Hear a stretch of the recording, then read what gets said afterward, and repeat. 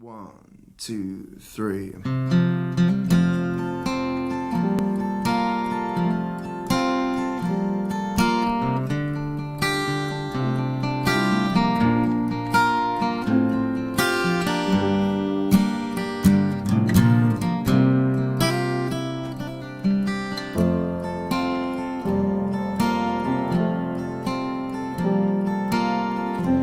Guess they're up and you're behind the wheel with your arm around your sweet one. You rode this mobile and now you're bearing down the boulevard. You're looking for the heart of Saturday night. You got paid on Friday. Your pockets are jangling and you see the light. You get all tingly cause you're cruising with a six. You're looking for the heart of Saturday night. Well, you comb your hair, you shave your face, yeah, trying to wipe out every trace of all the other days, and the weekend of the days will be the Saturday you're reaching your peak, stopping on a red, going on a green. 'Cause tonight will be like nothing that you've ever seen, and now you're bearing down the boulevard. You're looking for the heart of Saturday night. Well, tell me, is it the crack of the pool balls, the EMBERS and the telephone ringing at your second cousins? Is it the barmaid smiling in the corner of your eye? Magical melancholy and a tear in your eye. Hello, welcome to the showcase, where great stories come from great entertainment, interesting stories, behind the scenes fun and frolics, as well as awesome videos, great artists, great comedians, great entertainment. Please watch, click the thumbs up and subscribe for more great content. You know, can't do this without you. Today's guest, another Hull lad, Phil Marshall. Hello, Phil. Hello, Sean. How you doing? I'm fantastic, and we finally got there, Phil. I mean, you're a busy lad, and it's good to catch up with you. Yeah, I know. Thank you so much for your patience. I know we've had to reschedule a couple of times, and that's all been on my end. So I appreciate you not thinking Phil's a nightmare and I'm not going to bother. But yeah, I've just been juggling, mate. I seem to have been juggling all my life, but particularly this last few years. Yeah, But we're here, we're doing it. So we brilliant. are, Phil. Life's a juggle. I've got people waiting to see you. Actually, people asking for you, which is nice, you know. That's really nice. And I always say to the viewers, if there's anybody you want to see on here, I'll try my best to get them on. So please leave a comment at the end. Let Phil know what you thought of it as well. So, you know, and that's what it's all about is you know, replying to Phil on the YouTube channel. Now, Phil, tell us about you. Do you know, I wouldn't know where to start, honestly. You're Okay, gonna start on your musical talents. When did you Well- find that you had a talent for music? Yeah, I mean, I guess it was pretty early on. I didn't really think anything of it as a talent as such. I just enjoyed music and could kind of plug into what I was listening to. There's a couple of records kind of early on, probably honestly Michael Jackson records and his choice of notes and note construction, and I just kind of had some gravity towards that and really. I would sing along, you know, and so I didn't really think anything of it. And as the years went on, and particularly when you get into secondary school, I realised that I had quite a passion and a penchant for that. And then picked up the guitar and taught myself guitar at about 12 or 13, and realised that was my thing. I've actually spent the rest of my life challenging that and wondering if that is actually what I should be doing. And I've now gone full circle to where I know that's what I should be doing. And I think we talked it a little bit kind of on text about things, and I said to you that actually this was really good timing because I've had a time out for a few years. I've been pushing things since I was 15 professionally, and burnt out, frankly, and needed some space, which I've done. And then this year, 2025, I'll make a new record, and 2026 we'll be touring again. So Wow. exciting times. But yeah, that me as a musician, that was my safety place. Are you self-taught, Phil? Yeah, so I picked up guitar about 12 years old, and a couple of older lads in the year above me at school. We formed a band called King Rupert that was quite successful in Hull and the surrounding area. To be honest, we were 15-year-old kids, and we had record labels calling from London interested Wow. in us.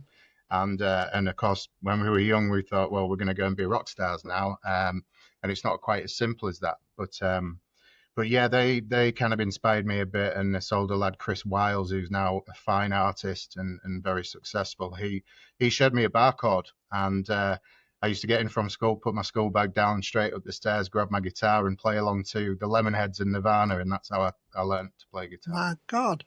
Phil, you've got have you got a record company behind you now? Yeah, so actually, I'm independent at the moment. I'm fully independent. I don't have any deals and restrictions in place, which is wonderful. Over the years, I've had several deals, mainly independent deals, mini majors. Um, but there is a production company that I work with very closely, good friends of mine, Yellow Dog Studios in Texas. They're currently Wow. in San Marcos, which is probably the fifth or sixth generation of studios, and we work very closely. So actually, between us and the assets that we have, we're able to take anything from the inception stage all the way to delivering to market. And maybe Mm. we partner with Universal Records or somebody for distribution. But yeah, we can do a lot ourselves, and that is the beauty of being an independent artist in this day and age. You can do Mm. a lot of that work yourself. You used to have to go through labels; they were the only people that could connect the dots, but that's not the case anymore. So it's good for independent musicians. We'll talk about that in a minute. But you're a well-travelled man because you travel to the States quite a lot, don't you?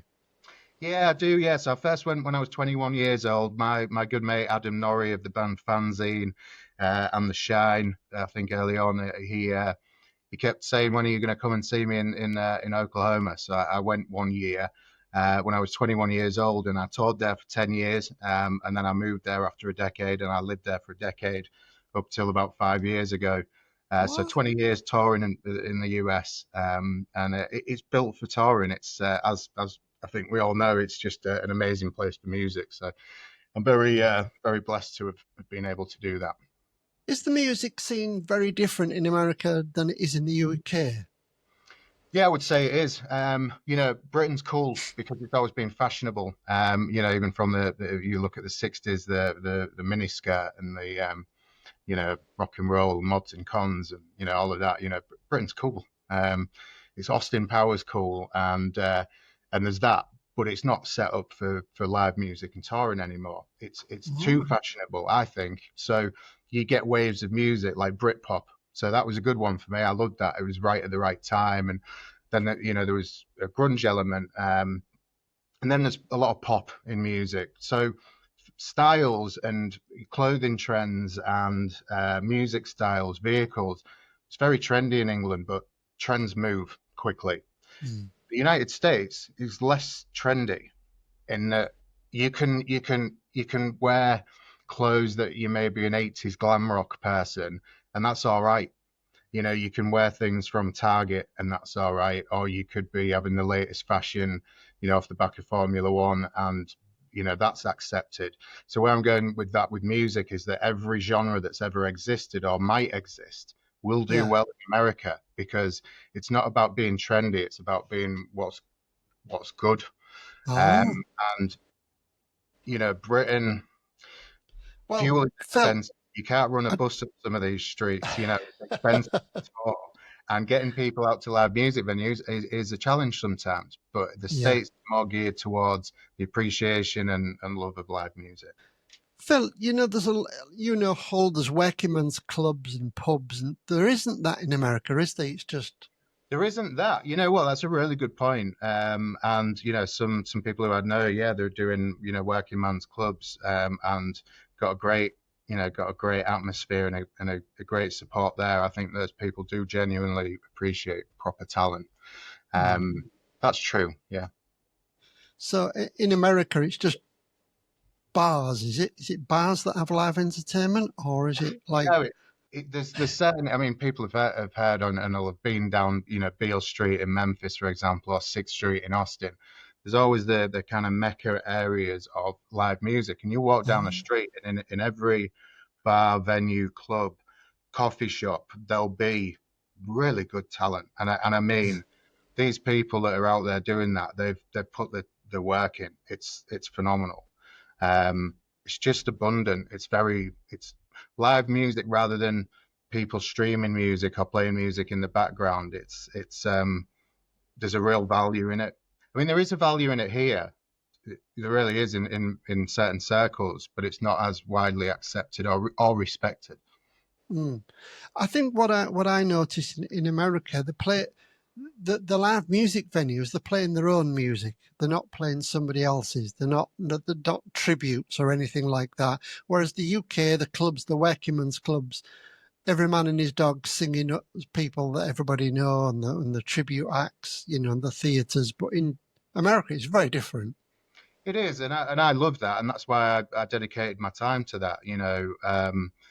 At the same time, every time I came home and visited, I would play originals, and I would play Mm. in London, and that's kind of where I do mainly my original shows. But up here in Hull and surrounding areas, like I'll often just go into a pub and fill it up and do a lot of cover songs because Um, first of all it's good fun. Secondly, yeah, they're flipping great songs, and yeah. everybody enjoys it. And maybe you slip one of your own in there or something.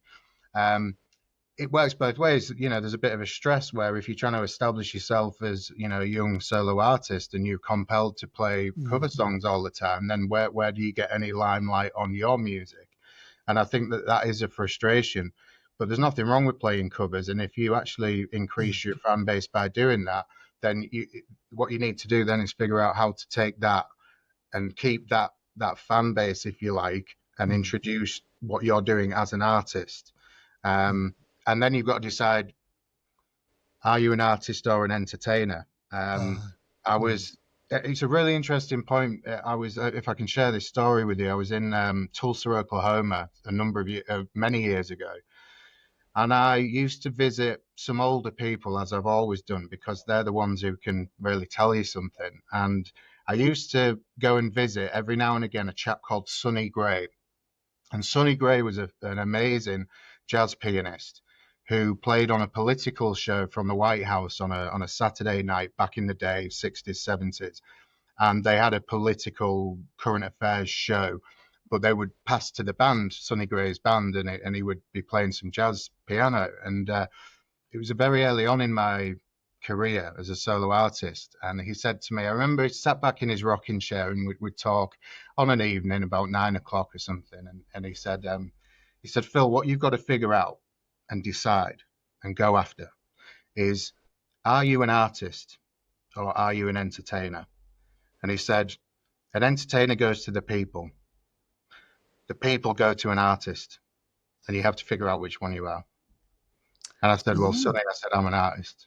I'm not an Wow. entertainer. And so I knew that from that point on, but he defined it. And I think if you can Yeah, define what that is, then that's two very different approaches it to is very professional much so. music. Do you find it very easy to write your own songs? Because I write my own music and I find it a challenge. What a, what Uh, a, what a great question. Yeah, it's a challenge. I think it's really hard. Do I want to be honest about what I'm thinking? How do I say it? How do I write it? What yeah. chords are gonna support that? I think it's very hard to write. I've found it hard to write in the last 5 years because I purposely took a time out to reflect on things and recharge. I've been hit it from 15, and I find it very hard to write right now. And I've always Mm. been somebody that I won't write 100 songs and pick the 10 best songs for a record. If I'm writing a record, I'll say I want it done by June 30th, and I got 10 songs to write between now and then, and I'll write 10 good songs. And that's Really? that's just my personal path. But when I started and I realized that I could write my own songs, particularly as a solo artist, the first solo song I recorded was a song called Happy Go Lucky Guy, which was on something called the Atlantic Project as a demo, and then it landed up on my first fully backed, debut record, Don Denisi, that was recorded at Abbey Road in 2003. And that song, Happy Go Lucky Guy, I wrote that in my sleep. That song came in my sleep, and I got up in the morning.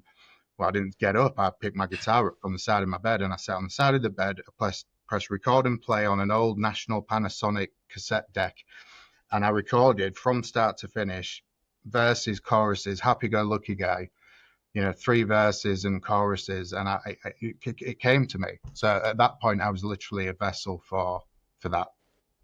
Do you know what, Phil? The very first song, I never thought I'd write a song because I'm not good enough. And I exactly like you, I was in Thailand and I was in my condo and I was sleeping and I was thinking and I was singing this song. I thought, that's catchy. So I got up the next morning, I tried to remember it and write as much down as I could.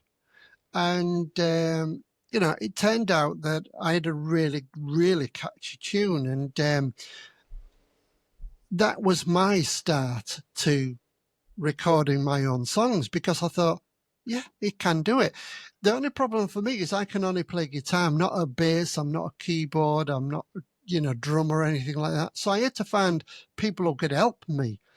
And I found a team and we created a band and we've produced about 7 songs at the moment. So I'm really happy, Yeah. So that's an ongoing fresh thing that you're doing right now. It is, yeah.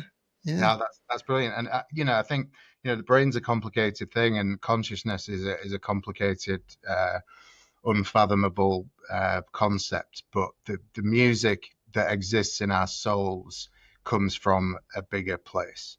I think so. I'm convinced. Yeah. I think everybody can write a song. You don't have to be a musician. You can write the lyrics. True. And get somebody else to play or lyricists, and that they don't touch a piano. I always think it's a beautiful story of Bernie Taupin and Elton John. Correct. How I can't remember which one was the Night Owl, but somebody stayed up at night and wrote the lyrics, and the next morning the music was written and then recorded in the afternoon. I think Bernie was the Night Owl and wrote lyrics. What a great partnership that, Bernie Taupin and Elton John. I mean, it better, does it? I've just spoke to a guy who's played with Elton John, a pianist called Andy Sturmey. He's met all the stars, played with a brilliant pianist. Yeah, brilliant. And, he told me some great stories and how these people are really nice. Yeah, and the press portray them as baddies. Do you know the press is about as useful as social media comments from strangers? Correct. I mean, we're living this world at the moment where it's just horrible, where people think they've got a soapbox and they've done absolutely nothing to earn it. And I think we call them keyboard warriors. But it's interesting what Elon Musk is doing with his stance on things, because he says to not regulate that, and then what will happen is people will actually have to learn what's reasonable and what isn't. And if they want to be on a soapbox, then they're going to probably come up with some attack themselves in their personal lives. And I guess self-moderation does work, but it's going to take years to do that. If you censor things, then that's a problem from all other aspects. But the press usually isn't necessarily on the money. And back to your point, most of the people that I've met professionally who have done some amazing things, most of them are genuinely really nice people. What I will say as well is that the genuinely 9 times out of 10 quirky people as well, and not essentially neurotypical. So the way that they get interpreted is probably incorrect. Generally speaking, artists, most of them that I've met, and entertainers, are just really good people, and they do things to make a difference. It's not for financial gain, certainly, and it's not for material gain. It's because it's something Phil, good. Can I just mention, I'm not a fan of politics, but I kind of like Elon Musk and what he does and how he's made his money. And you can't knock that. But now, because he's trying to save money for America, trying to get the government right, everybody's going against him, burning his cars, burning his factories. What's the world coming to, Phil? It's It's crazy. extreme, isn't it? It's extreme, and I think it demonstrates the corruption that exists in the world. And we we like Yes. to think that we like to think. I mean, I've worked in education myself, and I know that you have. Yes, And how we teach our kids or how we give them the ability and the tools to teach themselves is crucial. Um, yeah, people turn on things, and it's they don't really know what's going on, and you have to look at the big picture. I think what Elon Musk contributes is astounding. It's phenomenal. It needs it to be is. managed and understood. But if there's nothing surer in life, and it's an old saying that we talk about a lot in Hull, because Hull is an incredibly down to earth, salt of the earth place. And we often say there's nothing surer than death and taxes, which is true. But there's nothing surer than death, taxes, and change. And Mm. change is depending on who you speak to, the earth is spinning, and change is constant. So if we don't change with it and we try and maintain a status quo, then we're not moving with the universe. And a lot of Mm. politicians are trying to maintain a status quo, particularly in this country, in the UK at the moment. That Oh, won't work. It won't work. Why are we trying to maintain things that don't work? We've got to correct. change. So people that are pioneering change, fair play. You only have to look at the city, Phil. I mean, it was once what they call it, the accolade. They won an award for the best city of culture. That's what I was looking for, Phil. Which was great And for them. now look at it. It's ransacked. Everything's closed. It's full of druggies. It's It's got what's a lot going of on, challenges, Phil? and it's about sustainability, isn't it? So Yeah, so here's an interesting thing. City of Culture for Hull was fantastic. I was actually in the States when Hull got that award, right. and I just thought it was brilliant for the city. And when I Yes. visited shortly after that, the investment that had gone into things and open street kind of cafes and things like that, really fantastic development. But how do you sustain that? And Mm. similarly in if for music fans in Austin, Texas, South by Southwest has always been a huge, in fact, the biggest music convention in the world, festival, and it's added film, TV, and technology to that. Um, but it got to such a point where all these labels globally were coming in and pushing talent at South by Southwest, and the local talent was always where that was centered on in the beginning. But then that got pushed out, and it was this kind of mechanism that was coming into Austin once a year and then leaving nothing behind. So for me, as a person that would want to advocate for local musicians, whether it be in Hull or Austin, Texas, it's a case of sustainability. So for me, if companies are going to come in and promote and develop and profit from something like that, maybe with the city culture as well, then what are we're leaving behind residually as well? So for me, every 12 months, every month of those 12 months before the festival comes back around, then where has that investment gone into sustaining the local um, entertainment Yeah. base? Yeah. You know You're what I mean? right, Phil. Yeah. Anyway, let's Sustainability. move on from Yeah. politics. And anything we say on here, I hope the viewers don't get upset. It's purely our own opinions. It's not the opinion of everybody. And of course, everybody's entitled to have little bit of a moan. Just want to set that straight. Phil, tell us what's happening with you now. Phil, you said you've turned around, and what's the future like for Phil Marshall at the moment? Yeah, if you'd have asked me just a few months ago, I really didn't know, and things have come together fast. I decided to have a time out from touring and recording about 5 years ago.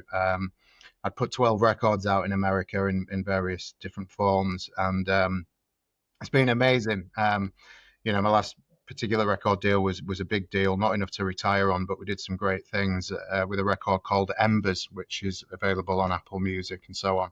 But I needed a time out. I've been hitting things since I was 15 years old, and I got burnt out. And so I needed to just, kind of have a word with myself and kind of repoint what I'm doing.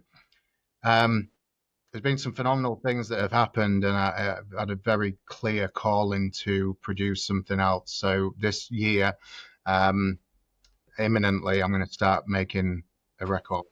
I'm going to start writing that. I'm going to record that, So we'll do some sessions at Fairview here in Hull, which is a wonderful Oh, studio run by it John is. Spence, which has great Yeah. history itself, which is overlapped in my world as well.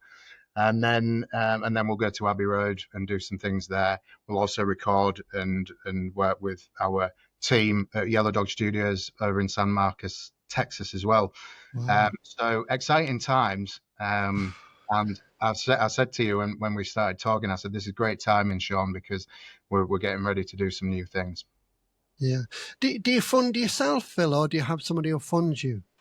So I always funded myself. My parents thought I was absolutely crackers because, you know, I would max out my credit cards and my earnings on jumping on planes and taking meetings and networking and playing in as many places as I possibly could. And what that resulted in was, well, I was at Abbey Road in 2003 assisting on a record. My friend Adam Norrie and his American outfit were recording at Abbey Road. And I'll never forget this. There was a time where I'd made an acoustic record called the Atlantic Project, and when I turned up to record at Fairview, the chap who I was recording with didn't show up, and on that basis, it became a solo record. It wasn't intended to be, and then with that record ended up on the radio in the States shortly thereafter, and then that was my sign of right, I'm doing it. So then I was assisting on a record at Abbey Road, and everybody took a break. So in Studio 2, if anybody knows of Abbey Road Studio 2, it's the epic place there where the control room is at a height, and you go down a staircase down into the sound stage. And I was like, right, I'm going to go and I'm not getting lunch. Like I went down, and there's an old Steinway D. They call it Paul's piano because essentially Yes, Paul McCartney. Yeah. Steinway D, you know, and I sat there and I played this song, December Girl.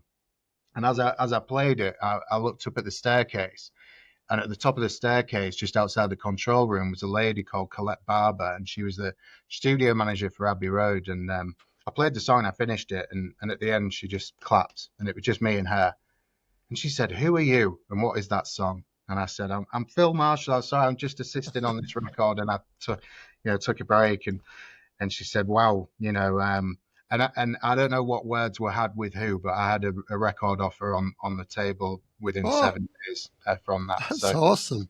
somebody spoke to somebody. Thereafter, you know, I was done funding myself, and we had independent record labels investing and production teams. So, but yeah, I mean, I was massively in debt and overdrawn to promote that. But it is all about networking. It's about talking to people and making things happen. You and many others, Phil, myself included. Yeah, I mean, because go ahead. You've got to buy all the kit, you know, you've got to have the right kit to do it. I mean, I can't go to a recording studio here. I have done because I produced an album and it was number 2 out here in Bangkok. For the poor kids in Thailand, I wrote a charity song. And I had to buy all my own, as you can see in the background, I've got my guitars and things, and I've got all my desk here and everything. I know, like I'm videoing him from an audiology clinic, which is something I've developed over the last few years, and I'm very envious of you with your guitars on the wall. I've taken our home studio down at the moment for a complicated reason, but it's going back up probably tonight. Well, I'll start. It'll take a few days, so I've not got my guitars on the wall. Nice. It's comfortable in your own home. You know, I've set this studio up, it's soundproofed and it's nice, and you know, it's my man cave and that's it. But it's not cheap to do. Phil, how can people find your music then if they want to do? So the best thing at the moment, and again, this will be upgraded towards the end of the year because I have just had a few years out. I needed it, but philmarshallofficial.co.uk is the best place to go. There's links from that. The records are on there. There's some videos and things, and that will be where we start talking about the new record. Excellent, Phil. It's been awesome talking to you. I'm sure we could talk for hours. I feel like we've hardly, you know, kind of engaged, and you know, we'll have to do a part 2 or something later in the year because you know, I know that you have been working with several artists to showcase them and help artists, and that's where your shows come from.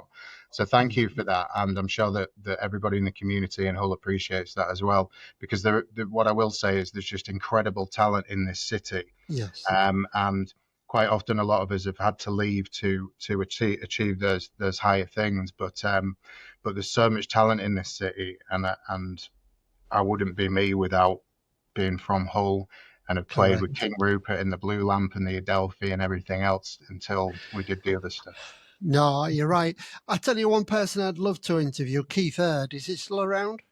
Keith is, as far as I know. So the last conversation about Keith. Now, Keith, for those who don't know, actually created Fairview Studios. I believe Yes, he was an in engineer Cottingham. on Abbey Road. And some early people that went through there were Robert Palmer. Yeah. You know, Robert Palmer's drummer. In fact, Donny is a friend of mine now who I met in Austin, and he wrote a poem about my daughter.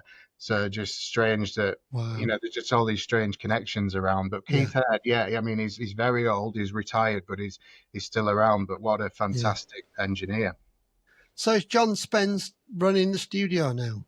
He is, yeah, and they keep super busy.